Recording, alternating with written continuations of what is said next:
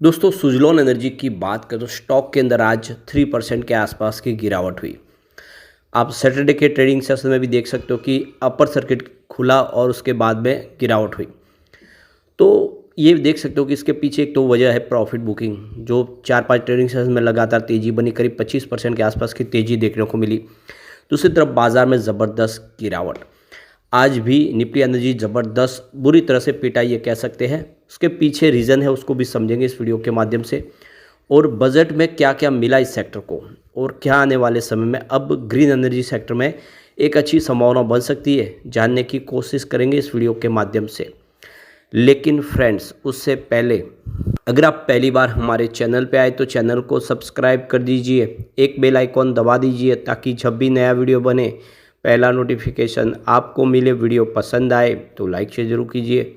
चलो friends, video start करते हैं। मैं हूँ आपका दोस्त एसपी दवे और हमारे अपने चैनल ऑनलाइन कमाई में आपका बहुत बहुत स्वागत है।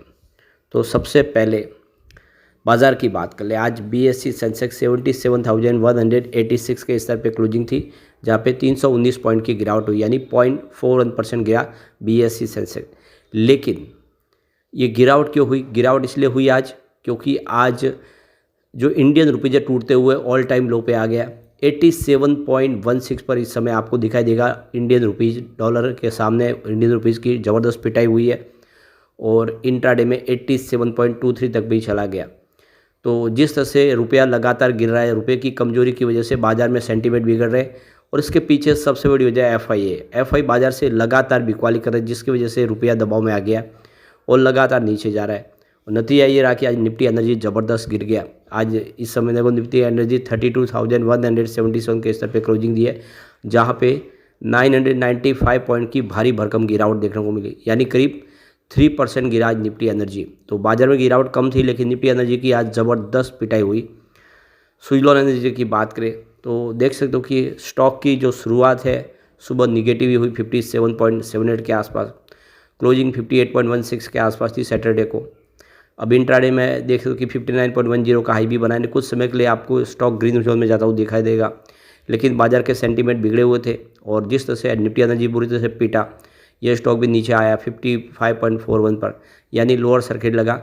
लेकिन गनीमत ये रही कि लोअर सर्किट खुला और क्लोजिंग 56.31 के आसपास रही, 3.18% की गिरावट के साथ में। तो एक बात तो ये क्लियरली समझ में आ रही है कि सुजलॉन एनर्जी का स्टॉक मजबूत है, क्योंकि 3% की भारी भरकम गिरावट होना और वो भी निफ्टी एनर्जी में, उसके बावजूद भी अगर स्टॉक में लोअर सर्किट नहीं लग रहा है तो इसका मतलब है कि इस लेवल पे खरीदारी हो रही है। अब आप देख सकते हो कि हमारी फाइनेंस मिनिस्टर निर्मला सीतारमण ने इस बार जो बजट में ऐलान किया है तो उसमें देख सकते हो कि विशेष करके वित्त मंत्री ने क्लीन पावर टेक्नोलॉजी इकोसिस्टम बनाने की घोषणा की है। इस घोषणा के बाद से ही क्लीन एनर्जी शेयरों में तेज़ी भी कल देखने को मिली थी सैटरडे के दिन। तो सरकार ने रिन्यूएबल सेक्टर में बड़े निवेश की घोषणा की है। वित्त मंत्री निर्मला सीतारमण ने बजट 2025-26 में रिन्यूएबल एनर्जी मंत्रालय के लिए 26,549.38 करोड़ रुपये के फंड का आवंटन किया है। यह राशि पिछले वर्ष के संशोधित अनुमान 17,298.44 करोड़ रुपये से 53.48% ज़्यादा है। यानी ऐसा नहीं कि बजट कम किया गया, बल्कि इस बार बजट काफ़ी अच्छा बढ़ाया गया है। साल 2021 के बजट की तुलना करें तो अब तक का रिन्यूएबल एनर्जी को दिए गए फंड में 904% की ज़बरदस्त वृद्धि देखने को मिली है, यानी फंड ज़बरदस्त बढ़ाया गया है। ये ग्रीन एनर्जी को बढ़ावा देने के लिए सरकार के मजबूत इरादों को दर्शाता है। सरकार के इस फैसले का असर बाजार भी देखने को मिला था। तो सरकार रिन्यूएबल एनर्जी को अभी भी फोकस में रखे हुए और इसीलिए इस बार काफ़ी बड़ा निवेश यहाँ पे रिन्यूएबल सेक्टर को दिया गया है। नवीन और नवीनीकरण ऊर्जा मंत्रालय को दिए गए कुल राशि 24,224.36 करोड़ रुपए में केवल सोलर एनर्जी विकास के लिए इस्तेमाल होंगे। इसमें से 1,500 करोड़ रुपये जो सौर ऊर्जा ग्रिड के लिए होंगे और 2,600 करोड़ रुपये का जो रकम है वो किसान ऊर्जा सुरक्षा उत्थान अभियान के लिए किया जाएगा, यानी पीएम कुसुम योजना के लिए होगा। और 20,000 करोड़ रुपये प्रधानमंत्री सूर्य मुफ्त बिजली योजना के लिए रखे गए। इस योजना का उद्देश्य 1 करोड़ घरों को सौर ऊर्जा से लैस करना है और हर महीने 300 यूनिट बिजली उससे मुफ्त दी जाएगी। साथ में सरकार ने ग्रीन हाइड्रोजन मिशन के लिए 600 करोड़ रुपए की रकम आवंटित की है, जो भारत के ऊर्जा स्रोतों में विविधता लाने और आत्मनिर्भरता बढ़ाने की दिशा में महत्वपूर्ण कदम होगा।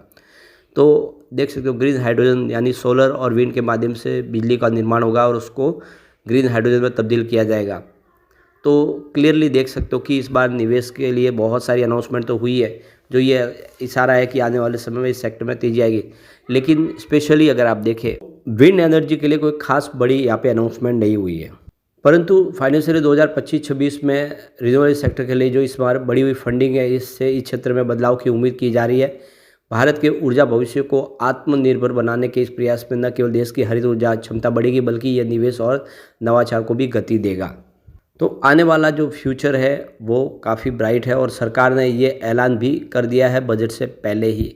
हमारे new renewable energy minister Prahlad Joshi ने एक नया गोल सेट कर दिया है। अभी तक हमारे पास जो गोल था वो 2030 तक के लिए था 500 गीगावाट की कैपेसिटी को पाने का, लेकिन अब लक्ष्य को बढ़ा के 2047 तक 1800 गीगावाट की ग्रीन एनर्जी को प्राप्त करने का लक्ष्य रखा गया है और 2047 तक इंडिया विकसित भारत बन जाएगा। तो आप देख सकते हो कि काफ़ी बड़ा गोल है और ऐसे में आने वाले समय में भी सरकार इस सेक्टर में और भारी निवेश करेगी। आने वाले समय में सुजलॉन एनर्जी, जिसकी ऑर्डर बुक बहुत ही मजबूत है, लगातार आप कंपनी को देख सकते ऑर्डर मिल रहे हैं। इंडिया की जो बड़े बड़े कॉरपोरेट हाउस है वो सब इनके क्लाइंट हैं, चाहे बिरला ग्रुप हो, चाहे रिलायंस हो, अदानी ग्रुप हो, सबके साथ में इनके अच्छे संबंध है और लगातार इनको रिपीट ऑर्डर मिल रहे हैं, जिससे हम कह सकते हैं कि आने वाले समय सुजलॉन का विजन क्लियर है और सुजलॉन आने वाले समय बेहतर करेगी, क्योंकि विंड एनर्जी सेक्टर की मार्केट लीडर कंपनी है और रिन्यूएबल एनर्जी का अधिग्रहण के बाद अब कंपनी सोलर सेक्टर में भी तेज़ी से अपने कारोबार को आगे बढ़ा रहे हैं। अब यहाँ पे सुजलॉन एनर्जी के एक बार हम फ्यूचर प्लान को देख ले, जिससे आपको क्लियरली आपको भी समझ आएगा कि आगे की क्या संभावना है। तो सुजलॉन एनर्जी कैपेसिटी एक्सपेंशन के ऊपर खास फोकस कर रही है। आने वाले समय फाइनेंशियल 2025 के एंड तक 4.5 गीगावाट की अपने इंस्टॉल कैपेसिटी को पाना चाहते हैं। डिमांड जिस तरह से बढ़ रही है उसके लिए इन्होंने अपना टारगेट सेट कर दिया है, लगातार अपनी मैन्युफैक्चरिंग कैपेसिटी को बढ़ा रहे। इसके अलावा O&M सर्विस के ऊपर खास फोकस किया जा रहा है। इन्होंने रिन्यूएबल एनर्जी का अधिग्रहण किया, जिसके माध्यम से इनका जो पोर्टफोलियो है सोलर एनर्जी के अंदर भी अब पूरी तरह से मजबूत हो चुका है।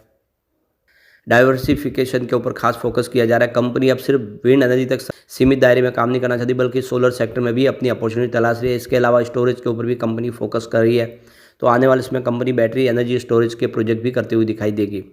ऑफशोर विंड के ऊपर खास फोकस है। तो आने वाले समय देखो कि तमिलनाडु और गुजरात में कंपनी ऑफशोर विंड जो सरकार टेंडर ला रही है उसमें भी अपनी रुचि दिखा रही है और तेज़ी से उसमें अपना कारोबार आगे बढ़ाने की प्लानिंग कर रही है। कंपनी टेक्नोलॉजिकल एडवांसमेंट के ऊपर खास ध्यान दे रही है, यानी नई से नई टेक्नोलॉजी डेवलप करने की कोशिश कर रही है, लगातार नए इनोवेशन कर रही है। और आप देखोगे जो इनका मेन लीडर है इस समय, जो मकसद है वो है मार्केट लीडरशिप को बनाए रखना। अभी भी मार्केट लीडर है विंड एनर्जी सेक्टर में और आने वाले समय अपनी पोजीशन को बनाए रखेंगे, इसके लिए लगातार काम को और तेज़ी से बढ़ाएंगे।